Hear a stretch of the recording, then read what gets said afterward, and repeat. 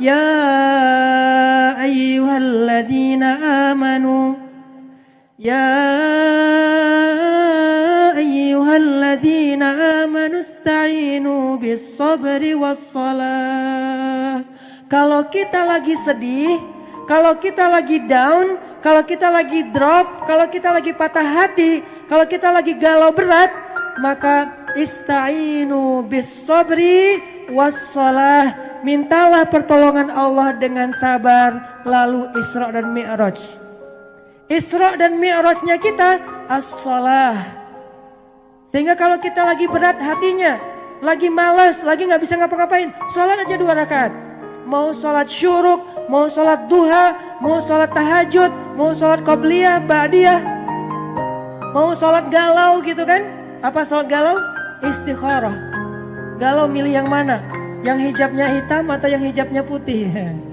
Sama-sama berhijab, itu boleh. Tapi kalau yang satu berhijab, yang satu belum berhijab, ini gak perlu pakai istikharah. Pilihlah yang paling taat kepada Allah Subhanahu Wa Taala. Ustadz, kalau dua-duanya gak berhijab, nah ini lebih galau lagi nih.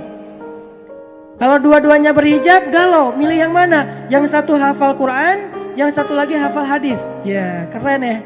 Yang satu hafalnya Al-Fatihah, yang satu hafalnya Innamal a'malu binniyat.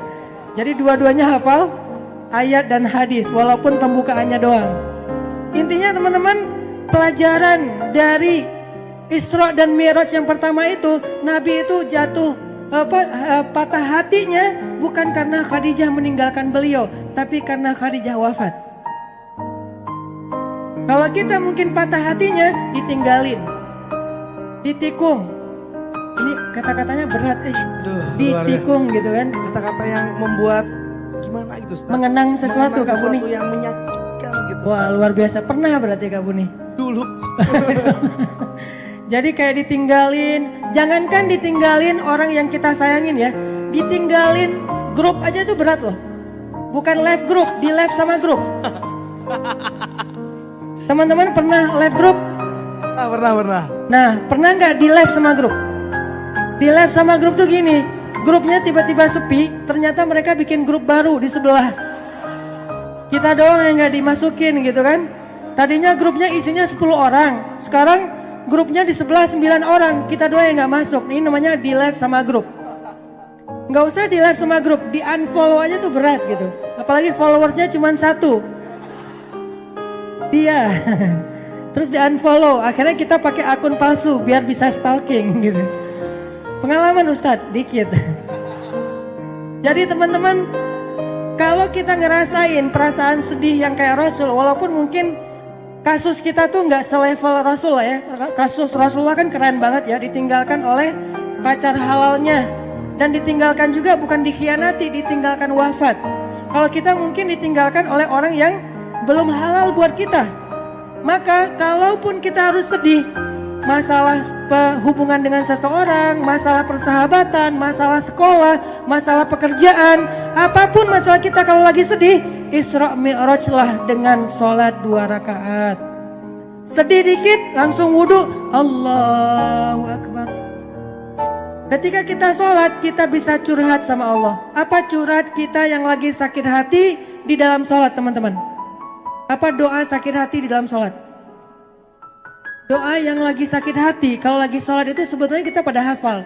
Rabbighfirli warhamni wajburni. Kalimat wajburni itu doa sakit hati loh. Artinya apa? Ya Allah wajburni, artinya ya Allah sembuhkanlah sakit hati saya. Sehingga di dalam sholat kita tuh curhat banget sama Allah. Misalnya di dalam sholat kita bilang iyyaka na'budu wa iyyaka nasta'in. Di dalam sholat kita bilang Rabbighfirli warhamni, kasihanilah saya ya Allah. Wajburni, sembuhkanlah penyakit saya ya Allah, sakit hati saya. Warfa'ni, angkatlah saya ya Allah, jangan sampai saya down. Kan lagi drop tuh, lagi jatuh. Warfa'ni, angkat saya ya Allah, bangkitkan saya ya Allah, bangunkan saya ya Allah. Warfa'ni, warzukni, beri saya ganti yang lebih baik ya Allah. Wahdini, beri saya petunjuk harus gimana ya Allah. Wa'afini, ya Allah, kuatkan saya ya Allah, maafkan saya ya Allah dan atas kesalahan saya. Jadi kita tuh kalau lagi sholat tuh sebetulnya lagi kayak curhat gitu sama Allah. Sehingga oleh Nabi ketika Isra dan Mi'raj, adalah membawa pulang sholat 5 waktu. Dan sholat 5 waktu itulah Isra Mi'rajnya umat Nabi Muhammad Sallallahu Alaihi Wasallam. Itu poin pertama teman-teman. Jadi kalau sekarang kita udah nggak ada alasan lagi buat kayak galau berlarut-larut, apalagi sampai kayak misalnya nggak ngapa-ngapain, sampai kita misalnya jadi menyakiti diri sendiri. Kadang ada orang saking galaunya kayak pengen bunuh diri gitu kan ya. Kayak di Jepang tuh, bunuh diri jadi hobi. Jadi kayak kalau kayak bete dikit, gue bete terus mau bunuh diri Jadi bunuh diri itu kayak bete dikit bunuh diri. Terus di sana tuh sampai ada di Jepang itu bunuh diri online. Jasa bunuh diri online. Jadi kita bisa pesan mau bunuh diri dengan cara apa? Dengan cara kayak diracun, dengan cara dengan dicekek, dengan cara diputusin. Nah itu paling berat tuh. Dengan cara misalnya kayak disamperin mantan tapi dia udah berdua sama pasangan halalnya gitu kan ya. Ini lebih berat lagi gitu. Artinya di sana tuh bunuh diri tuh jadi hobi teman-teman. Kenapa? Karena mereka tuh nggak tahu sholat. Mereka tuh nggak bisa Isra Mi'raj ketemu Allah. Padahal sholat itu untuk orang beriman itu ketemu Allah. Makanya Nabi mengatakan beribadahlah kepada Allah, anta'budallah ka'annaka tarah, fa illam takun tarah fa innahu yarak. Sembahlah Allah seolah-olah kalian melihat Allah. Kalau kalian nggak bisa ngerasain melihat Allah, yakinlah Allah melihat kalian. Ini pentingnya sholat nih teman-teman. Dan di antara 5 waktu sholat, ternyata sholat yang Allah Subhanahu wa Ta'ala langsung mendengar bacaan kita dari jarak dekat. Sholat apa? Sholat subuh. Allah itu langsung melihat kita dari jarak dekat. Kenapa jarak dekat?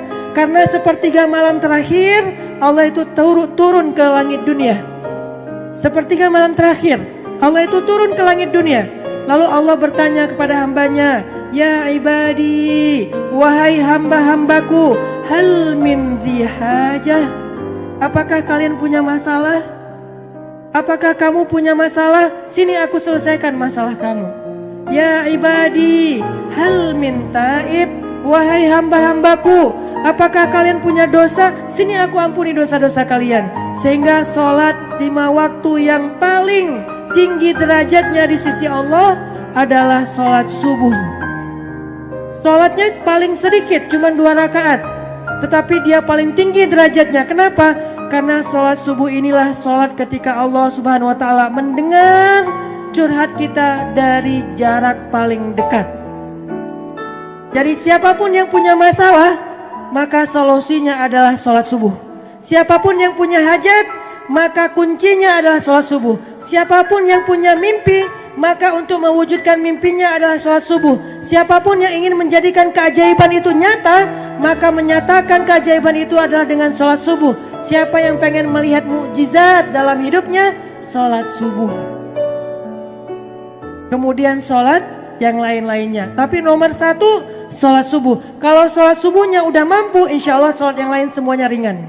Ini pentingnya sholat sebagai oleh-oleh Isra dan Mi'raj.